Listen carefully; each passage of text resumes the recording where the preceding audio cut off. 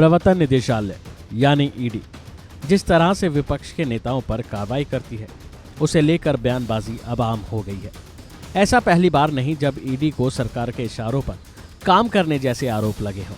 तो वहीं ताज़ा मामला दिल्ली सरकार का है, जहां ईडी उनके नेताओं पर एक एक करके शिकंजा कसती जा रही है। अब इस पर समाजवादी पार्टी के राज्यसभा सदस्य कपिल सिब्बल ने ईडी को लेकर कई सवालिया निशान खड़े किए हैं। सुनिए। लगता है कि ये हेमंत सोरेन वाले मामले में ही ये हो रहा है या बाकी जो हम नहीं, मैं नहीं जानता। देखिए, ऐसा है कि मुझे तो इस बात पे मैं क्या कहूँ कि ईडी की क्रेडिबिलिटी ऑलरेडी हमने कई बार क्वेश्चन की है, और उस दिन भी मैंने आपको कई लोगों के नाम बताए थे जो इलेक्शन कमीशन में जिन लोगों ने इलेक्शन लड़ा है और खुद बताया कि उनके खिलाफ कौन से क्रिमिनल केसेस हैं, और वो भाजपा से जुड़े हुए हैं, उनकी सरकारों से जुड़े हुए हैं, और ऐसे ही कई प्रदेशों में ये जानकारी ईडी को मालूम है कि उनके खिलाफ क्यों नहीं लेते, उनके खिलाफ कार्रवाई क्यों नहीं करते। तो इसका मतलब ये है कि इनकी एक लक्ष्य है कि ऑपोजिशन को टारगेट करो, उनको सत्ता से गिराओ। 2024 से इलेक्शन आने वाले हैं,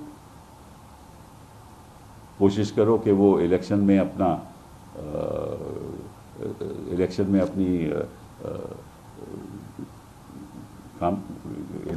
कैंपेन ही नहीं कर सके, और जब कैंपेन नहीं करेंगे तो निश्चित रूप से उससे प्रभाव पड़ेगा। तो भय की राजनीति के आधार पे एजेंसीज का दुरुपयोग करके आप चाहते हैं कि इलेक्शन में आप सत्ता में वापस दोबारा आओ। तो ये अपने आप में बहुत गलत है, और अगर संविधान को इस तरह से उसका दुरुपयोग किया जाए और गिनी चुनी सरकारों को जो लोगों ने चुनी हुई हैं उनको ऐसे गिराया जाए, तो फिर हिंदुस्तान का भविष्य तो खतरे में होगा।